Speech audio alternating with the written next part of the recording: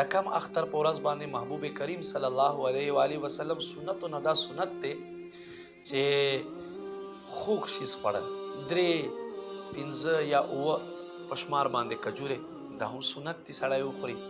کم اختر مونځ نه مخکې او بیا اختر مونځ ته په لار باندې چې ځې نو کم آواز سره تکبیرونه ویل الله اکبر لا اله الا الله والله اکبر ولله الحمد په دې طریقې سره او په لار کې صدقه کول دا هم مستحب کار دی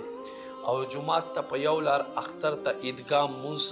چېرته چې اختر مونځ کېږي په یو لار باندې تک په بلې لار باندې واپسې راتګ دا مستحب دی مسلمانو سره معانقه کول دا مستحب دی او سنت هم دی او خوشحالي اظهار کول سنت دی په دې ورځ باندې صدقه کول هم سنت دی او قبرستان ته تګ هم ښه کار دی ښه عمل دی چې سړی لاړ شي جمله دا